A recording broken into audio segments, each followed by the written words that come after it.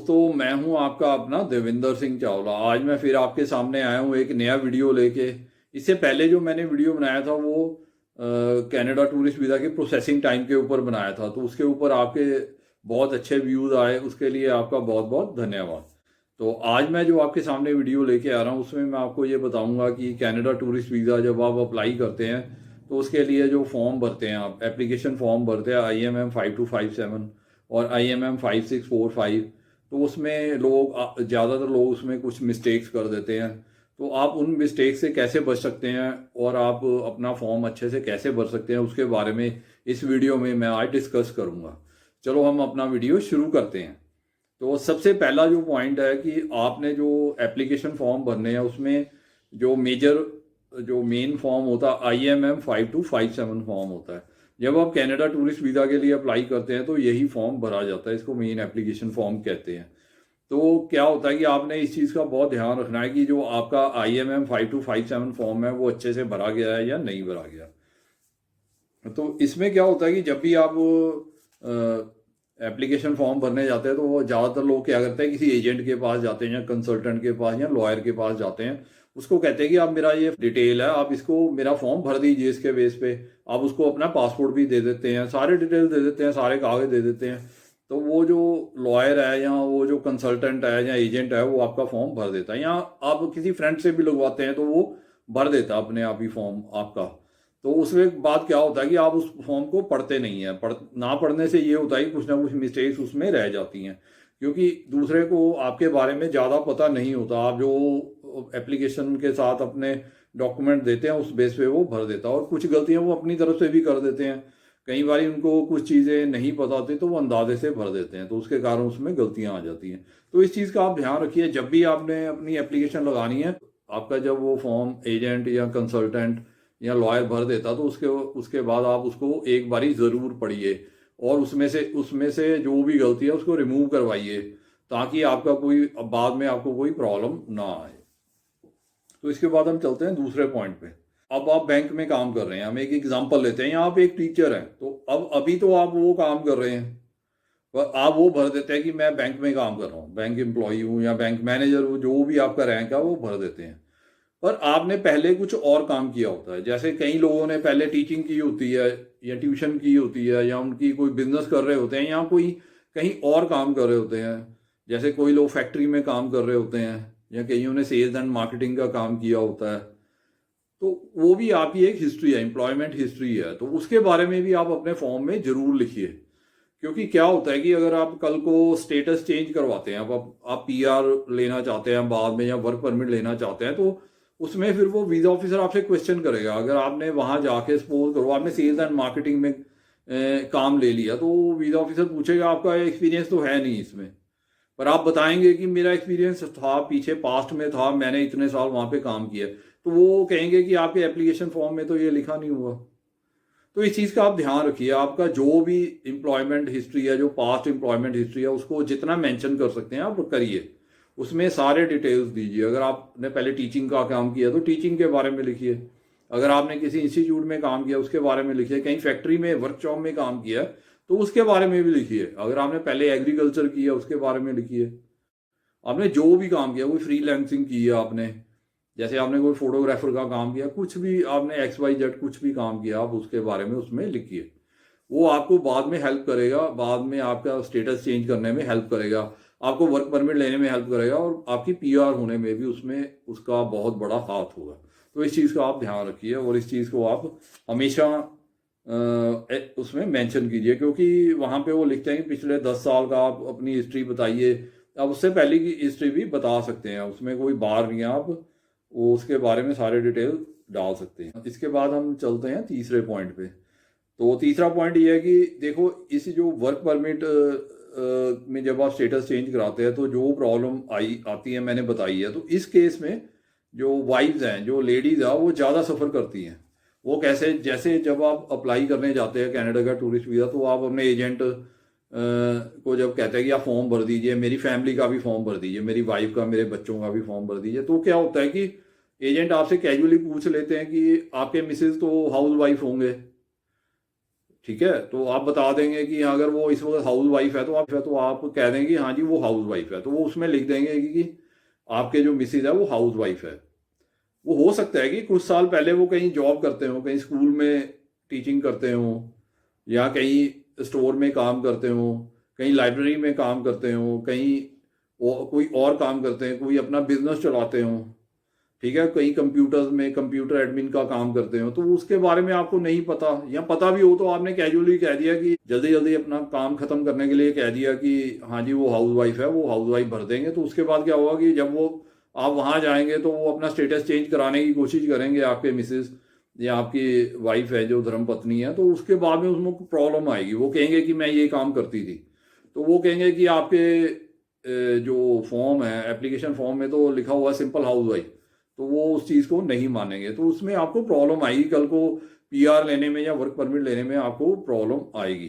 तो इस चीज़ का आप ध्यान रखिए। तो अपने मिसेज का या अपने वाइफ का भी पूरा डिटेल दीजिए, उसमें उन्होंने क्या क्या काम किया, अगर शादी से पहले भी कोई और काम करते थे उसके बारे में उस पर मेंशन कीजिए। तो उसके बारे में कई बार हस्बैंड्स को पता नहीं होता, तो आप उस डिटेल्स को अपने वाइफ से पता करिए और वो उसको मेंशन कीजिए। और बेटर है कि अपने वाइफ को वो उनका फॉर्म दीजिए, वो उसको पढ़े अच्छे से, उसको चेक करें और उसके बाद उस पर एजेंट को कहें कि आप इसको अपलोड कीजिए। तो ये जो पॉइंट्स है मैं ये बता रहा हूँ, ये बहुत इंपॉर्टेंट पॉइंट्स है, इन गलतियों को आप ना कीजिए। तो इसके बाद हम चलते हैं कि फोर्थ पॉइंट पे। फोर्थ पॉइंट में मैं आपको ये बताना चाहता हूँ कि जो गवर्नमेंट है, जो अब गवर्नमेंट ऑफ इंडिया, जब भी आप वीज़ा अप्लाई करते हैं उसमें दो गवर्नमेंट्स इन्वॉल्व होती हैं, गवर्नमेंट ऑफ इंडिया है, गवर्नमेंट ऑफ कनाडा। देखो गवर्नमेंट ऑफ इंडिया के पास भी आपका सारा डाटा है, सारा आपके डिटेल्स हैं, और गवर्नमेंट ऑफ कनाडा भी इस चीज़ को वो वेरीफाई कर सकते हैं गवर्नमेंट ऑफ इंडिया से। तो इस चीज़ का आप ध्यान रखिए। आजकल हर चीज़ ऑनलाइन है, देखिए आधार कार्ड ऑनलाइन है, आपका पैन कार्ड ऑनलाइन है, जितने भी डॉक्यूमेंट्स है आजकल ऑनलाइन है, आपका वोटर आई कार्ड भी ऑनलाइन है। तो इसलिए आप इन सब चीज़ों को लाइटली मत लीजिए। जो भी आपने इन्फॉर्मेशन देनी है, आपका पासपोर्ट भी ऑनलाइन है आजकल, आपको पता है कि आजकल पासपोर्ट में भी फिंगरप्रिंट्स होते हैं और आपके बायोमेट्रिक्स होते हैं, उसमें वो सारा डाटा उसमें सेव्ड होता है। तो आजकल वेरिफिकेशन करना बहुत इजी हो गया। इवन बैंक अकाउंट्स की जो स्टेटमेंट्स है आपकी ऑनलाइन है, हर चीज़ ऑनलाइन अवेलेबल है गवर्नमेंट को, वो गवर्नमेंट ऑफ इंडिया को भी अवेलेबल है, और जो गवर्नमेंट ऑफ कनाडा वो गवर्नमेंट ऑफ इंडिया से वो सारे डिटेल्स मांग सकती है अगर आप वीज़ा अप्लाई करते हैं।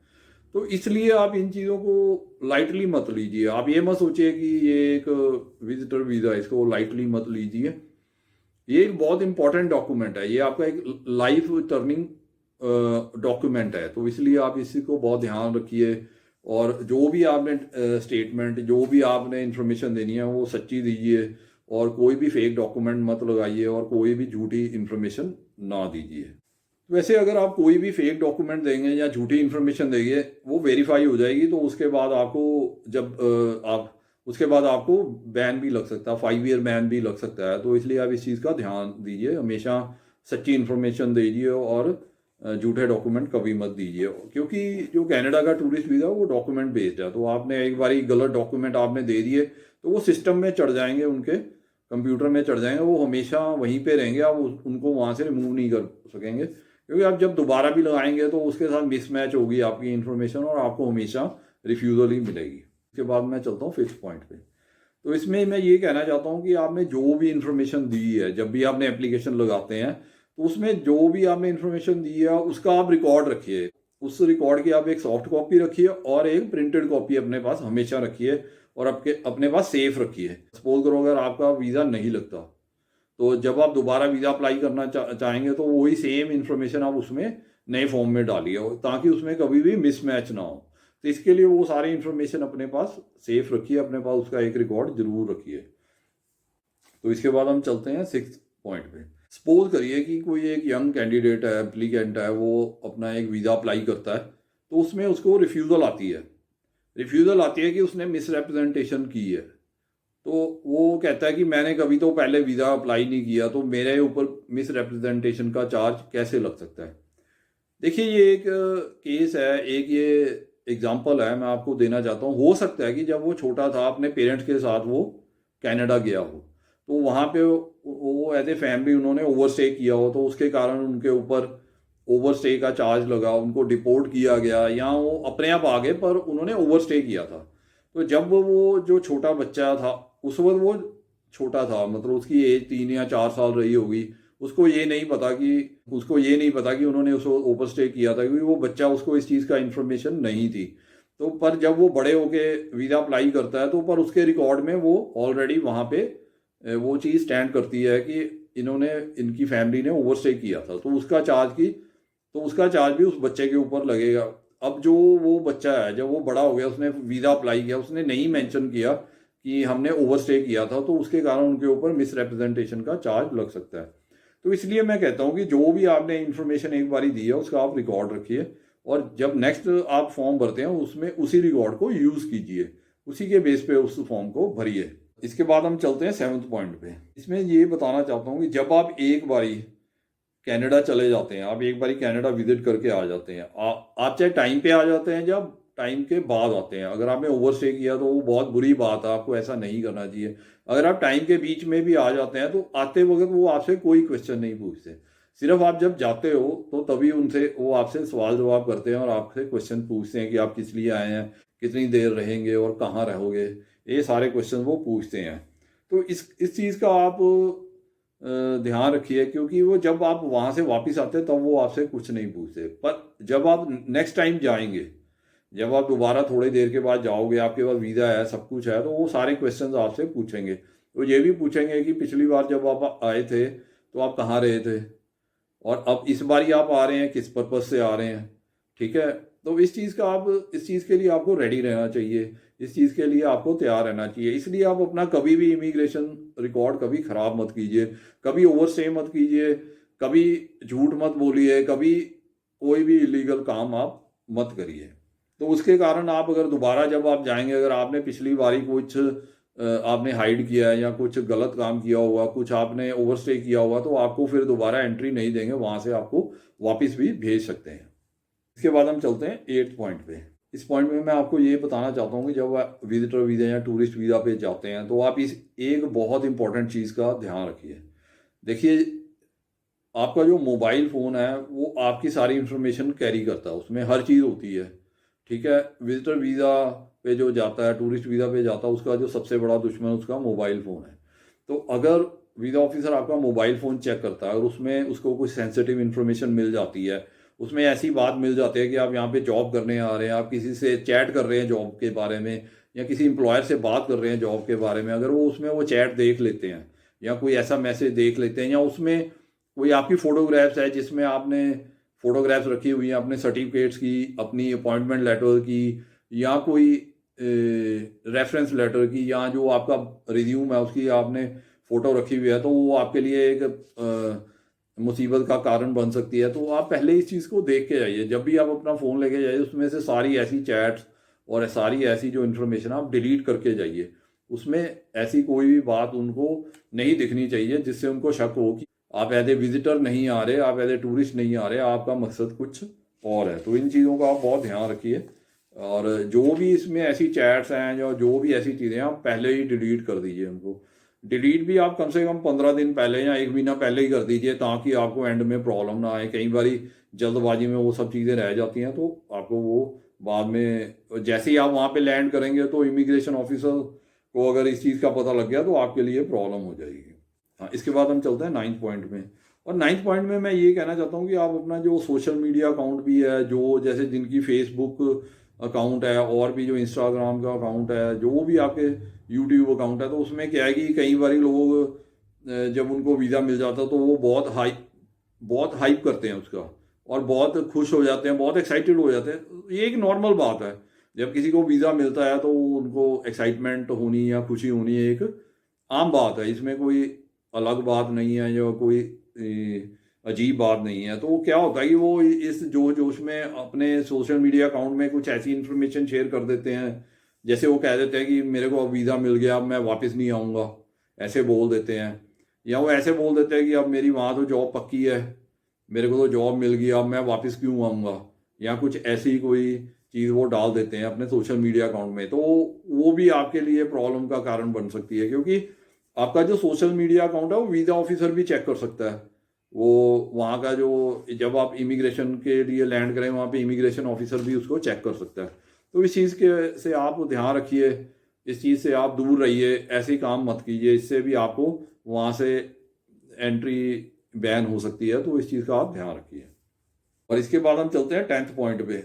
इस पॉइंट में मैं ये बताना चाहता हूँ कि अगर आप अपना, जैसे आपने काफ़ी साल पहले वीज़ा अप्लाई किया था, तो वो क्या होता है कि काफ़ी साल गुजर जाने के बाद जब आप दोबारा वीज़ा अप्लाई करते हैं तो लोग सोचते हैं कि पिछला जो डाटा है उसके बारे में कौन सा कोई पूछेगा, या उसके बारे में कौन सा कोई इंक्वायरी करेगा, या वीज़ा ऑफिसर उसके बारे में कोई तहकीकात करेगा। ऐसा नहीं होता।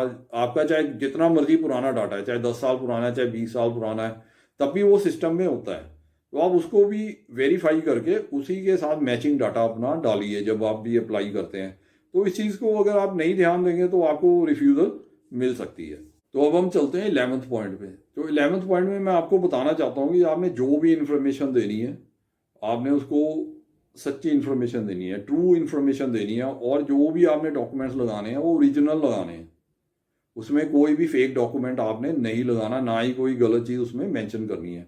उसके कारण आपको 100% रिफ्यूज़ल मिलेगी, क्योंकि आजकल हर एक डॉक्यूमेंट ऑनलाइन है, उसकी चेकिंग हो सकती है, वेरिफिकेशन हो सकती है। अपनी बैंक स्टेटमेंट भी बिल्कुल आप ओरिजिनल लगाइए, कोई भी गलत उसमें डॉक्यूमेंट मत लगाइए। जितना आपका बैंक अकाउंट में बैलेंस है सिर्फ उतना ही आप शो कीजिए, उससे ज़्यादा आप शो करने की कोशिश मत कीजिए। अपने जो बैंक अकाउंट स्टेटमेंट से कोई भी छेड़छाड़ मत कीजिए। कई लोग होते हैं उसको एडिट करके लगा देते हैं, कई लोग बहुत कुछ करते हैं। अब मैं इसमें क्या बता सकता हूँ, लोगों को पता ही है। तो इस चीज़ का आप ध्यान रखिए, ऐसा काम बिल्कुल मत कीजिए। और इसके बाद हम चलते हैं 12th पॉइंट पे। 12th पॉइंट में मैं फिर एक बात पे एम्फेसाइज करना चाहता हूँ, आप कोई भी जो भी रिकॉर्ड लगाते हैं उसकी फ़ोटोकॉपी अपने पास रखिए, और जो भी आप डॉक्यूमेंट लगाते हैं उसकी कॉपी अपने पास रखिए। सॉफ्ट कॉपी भी रखिए और प्रिंटेड कॉपी भी अपने पास रखिए। क्या होता है कि जैसे जैसे टाइम निकल जाता है हम भूल जाते हैं कि हमने क्या लगाया था, हम खुद भूल जाते हैं। ये कोई भी ऐसा आदमी नहीं है दुनिया में जिसकी सुपर मेमोरी हो, उसको हर चीज़ याद हो कि मैंने पिछली एप्लीकेशन में क्या लगाया था और मैंने कौन कौन से डॉक्यूमेंट लगाए थे। एक ये आम एक हर बंदे की संभावना है कि वो भूल जाता है। तो ये चीज़ का आप ध्यान रखिए और अपने सारे डॉक्यूमेंट संभाल के रखिए, ताकि जब आप नेक्स्ट टाइम जब भी अप्लाई करेंगे, देखो अगर आपको वीज़ा मिल गया तब भी आप अपने डॉक्यूमेंट संभाल के रखिए, क्योंकि बाद में आप अपना स्टेटस चेंज करवाने के लिए जाएंगे, वहाँ भी आपको फिर दोबारा ये इन्फॉर्मेशन की ज़रूरत पड़ेगी। तो अगर आपके पास उसकी कॉपी होगी तो आप उन कॉपीज़ को देख के अपनी मेमोरी रिफ्रेश कर सकते हैं। उससे आपको याद आ जाएगा कि मैंने कौन कौन से डॉक्यूमेंट लगाए थे और मैंने क्या क्या लिखा था इस फॉर्म में। तो उसके कारण आपकी कभी भी रिजेक्शन नहीं आएगी फ्यूचर में भी। तो ये गुरु मंत्र है, इसको आप बांध लीजिए अपने पास, अपने मेमोरी में बांध लीजिए कि ये मैंने काम करना ही करना है, और इससे आपको आने वाले टाइम में कभी भी कोई मुसीबत नहीं आएगी, कोई प्रॉब्लम नहीं आएगी। और इसके बाद हम चलते हैं 13th पॉइंट पे। तो 13th पॉइंट में मैं ये बताना चाहता हूँ कि जब आप एप्लीकेशन फाइल करते हैं अपनी, तो क्या होता है कि एंड में एक ऑप्शन आती है, आप कहते हैं कि मैं मतलब अपनी एप्लीकेशन खुद फाइल कर रहा हूँ या कर रही हूँ, और मैं मतलब मैंने जो भी इसमें डॉक्यूमेंट दिए वो सच्चे हैं, और इसमें मैं कुछ भी हाइड नहीं कर रहा या कर रही। तो जब आप उसको क्लिक कर देते हैं तो आपकी जो एप्लीकेशन है उसको ट्रूथफुल माना जाता है, और उसमें अगर आपने कोई गलत और डॉक्यूमेंट भी लगाया तो उसको भी ट्रूथफुल माना जाता है। तो कल को अगर आपको रिफ्यूज़ल मिलती है, और अगर सपोज करो आपको रिफ्यूज़ल नहीं मिलती, आपका वीज़ा भी आ जाता है, तो उसके बाद क्या है कि आप दोबारा जब आप अप्लाई करेंगे, अपना स्टेटस चेंज करेंगे, सपोज करो आपने वर्क परमिट में चेंज करवाना है या आपने पीआर में चेंज करवाना है। देखिए हर आदमी, जो भी शख्स है इस दुनिया में, जो भी वीज़ा लगवाता है, विजिटर वीज़ा लगवाता है या कोई भी वीज़ा लगवाता है, उसने बाद में अपना स्टेटस चेंज करवाता ही है, वो कभी ना कभी। 99% लोग ऐसे ही करते हैं। तो इस चीज़ की तैयारी आप पहले ही करिए, क्योंकि जब आप अपना स्टेटस चेंज करवाने के लिए जाएंगे तो आपके लिए बहुत बड़ी प्रॉब्लम खड़ी हो जाएगी। तो इस चीज़ को आप ध्यान रखिए, क्योंकि आपने ऑलरेडी कमिट कर दिया है अपने एप्लीकेशन में कि मैं इसके लिए जिम्मेदार हूँ। जो भी डॉक्यूमेंट आपने डाला है और जो भी किया है वो मैंने खुद किया। तो आप वहाँ पे क्लिक कर देते हैं, फिर आप वहाँ पे सबमिट कर देते हैं एप्लीकेशन, और उसके बाद आप फीस जमा करवा देते हैं। तो उसके बाद फिर वो जो आप उसको मतलब इफेंट बट नहीं कर सकते, आप बाद में ये नहीं कह सकते कि मुझे ये पता नहीं था। तो इस चीज़ का आप ध्यान रखिए, वो सारी जो रिस्पॉन्सिबिलिटी है आपके ऊपर ही आती है। इस पे एजेंट को कोई फ़र्क नहीं पड़ता, जिसने आपकी एप्लीकेशन लगाई है उसको कोई फ़र्क नहीं पड़ेगा क्योंकि आपने ऑलरेडी उसको डिक्लेयर कर दिया है कि आपने जो भी इसमें डॉक्यूमेंट है, जो भी इंफॉर्मेशन दी है, वो मेरी तरफ से दी गई है। तो इसके लिए इस चीज़ का आप ध्यान रखिए, वो आपके ऊपर ही अप्लाई होगा। रिफ्यूज़ल मिलेगी आपको, मिलेगी, बैन होगी होगा आप होंगे। कल को वर्क परमिट में आपका स्टेटस नहीं चेंज होता, आपकी प्रॉब्लम होगी, आपको नहीं पीआर मिलेगी, वो आपको प्रॉब्लम होगी। एजेंट या किसी कंसल्टेंट या लॉयर को कोई प्रॉब्लम नहीं होगी। तो इस चीज़ का आप ध्यान रखिए, इस चीज़ को बहुत गहराई से आप सोच के करिए जो भी करना है। तो इसके बाद हम चलते हैं 14 पॉइंट पे। तो 14 पॉइंट में मैं जो आपको बताने जा रहा हूँ कि देखिए, ये कोई भी नहीं बताता। ये जो बात है आप पल्ले बांध लीजिए अपने, या इसको भी आप याद कर लीजिए कि जब आपका तो काम हो जाएगा किसी ना किसी तरीके से, ठीक है, तो उसमें क्या होता है कि जो एम्बेसी आपकी फैमिली इंफॉर्मेशन फॉर्म भी लेती है, तो उसमें आपकी सारी फैमिली के डिटेल्स वो लेते हैं, आपके भाई बहन, आपके माँ बाप के, और जितने भी आपके सगे संबंधी है, आपके बच्चों के भी डिटेल्स उसमें ले लेती है। तो अब क्या होता है कि आपने तो अपना काम करवा लिया है जैसे तैसे, झूठ बोल के या सच बोल के।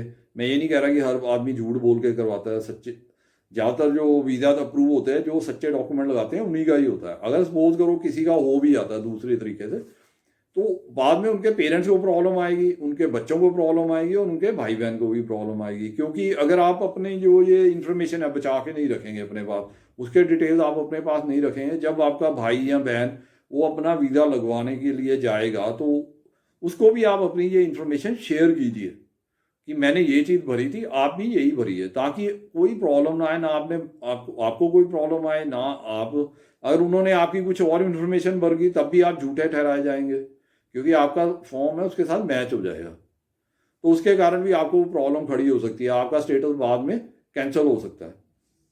तो अगर अगर वो अपना फॉर्म भरने जाते हैं, तो वो जब आपकी इन्फॉर्मेशन उसमें भरेंगे, तो तब भी उनको प्रॉब्लम आ जाएगी। वो कहेंगे कि आपने तो गलत इन्फॉर्मेशन भरी है अपने भाई बहन या अपने बच्चों के बारे में या अपने माँ बाप के बारे में। तो इस चीज़ को आप ध्यान रखिए, इससे आपका भी फायदा होगा, आपकी पूरी फैमिली का भी फायदा होगा।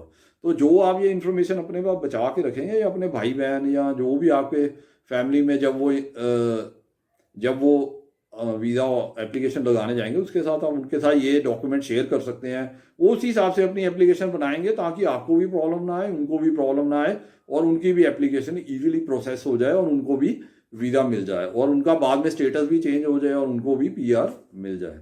तो ये था मेरा आज का वीडियो। उम्मीद करता हूँ कि आपको ये मेरा वीडियो पसंद आया होगा, इसमें नई बातों का पता लगा होगा, और आपके जो डाउट्स हैं वो क्लियर हो गए होंगे।